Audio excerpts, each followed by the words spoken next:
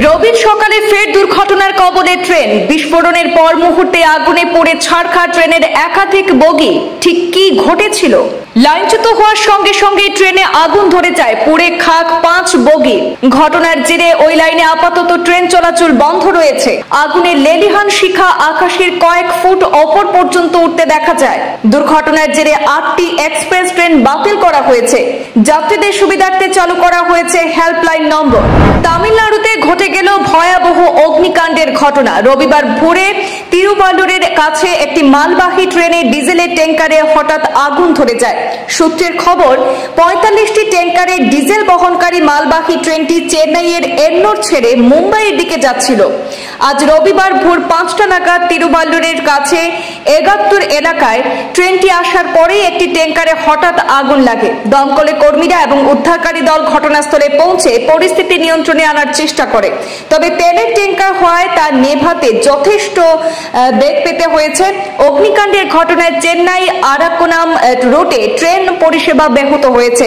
সেই সঙ্গে বহু ট্রেন বাতিলও করা হয়েছে।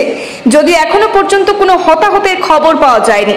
সূত্রের খবর, প্রথমে ডিজেল বহনকারী ওই পণ্যবাহী ট্রেনটি ট্যাঙ্কারে আগুন লাগে। এরপর ধীরে ধীরে বাকি ট্যাঙ্কারগুলিতে আগুন ছড়িয়ে পড়ে।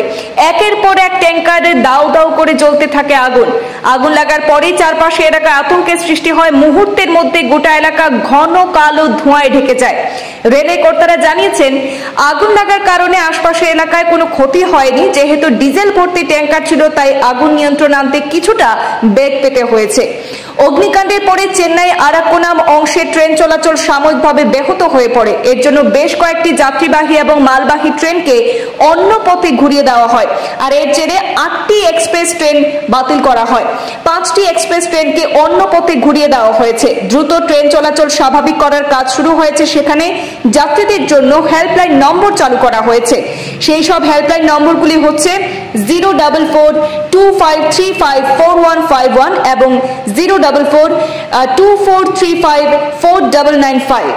এই হেল্পলাইন নম্বরগুলো চালু করা হয়েছে। যেহেতু আজকের এই দুর্ঘটনায় সেখানে রোডে অনেক ক্ষতি হয়েছে, তাই তড়িঘড়ি যুদ্ধকালীন তৎপরতায় রুটের কাজ শুরু হয়েছে। সেখানে ট্রেন চলাচল স্বাভাবিক করার কাজ শুরু হচ্ছে।